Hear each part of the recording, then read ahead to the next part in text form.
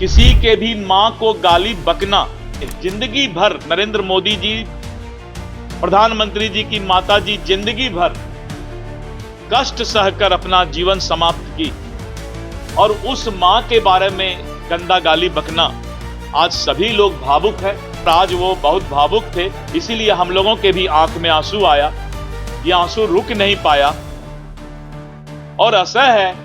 कि हे भगवान, बिहार के धरती को माफ कर देना।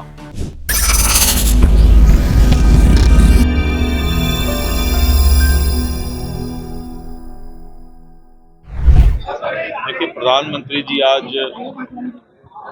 जीविका दीदी और महिला सशक्तिकरण के लिए और उनको जो सहायता राशि उपलब्ध कराने के लिए जो आज कार्यक्रम में बिहार को संबोधित कर रहे थे, उन्होंने कहा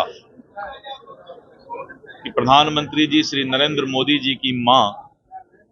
अब इस दुनिया में नहीं रही, 100 साल के उम्र में स्वर्गवासी हो गई और बिहार के धरती पर जिस तरह से कांग्रेस और राष्ट्रीय जनता दल के कार्यक्रम में प्रधानमंत्री जी के उस स्वर्गवासी मां को, उनके माता जी को, जिसने कभी प्रधानमंत्री श्री नरेंद्र मोदी जी के और उस पद का कभी सुख नहीं भोगा। प्रधानमंत्री नरेंद्र मोदी जी की मां कभी दिल्ली प्रधानमंत्री आवास में नहीं आई और प्रधानमंत्री नरेंद्र मोदी जी की मां जो 100 साल में और इस दुनिया में नहीं रही, स्वर्गवासी हो गई, उनके बारे में राष्ट्रीय जनता दल, कांग्रेस और इंडी गठबंधन के मंच से जिस तरह से गंदी गाली बकी गई, बहुत ही असहनीय। और हम आप कोई भी हों, वो तो प्रधानमंत्री हैं, किसी के भी मां को गाली बकना, जो मां 9 महीने तक बच्चे को पेट में पालती है, जो मां बच्चे को पेट में पाल करके धीरे धीरे बड़ा करती है, उस मां को जिस तरह से गंदा गाली देने का काम बिहार के धरती पर राजद कांग्रेस के मंच से किया गया है।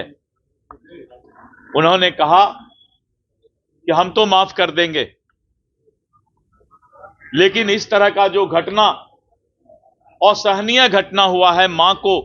गंदा गाली बका गया है, इन लोगों को भगवान माफ करे। और उन्होंने बहुत ही भावुक होकर, जिस मां ने जिंदगी भर, नरेंद्र मोदी जी,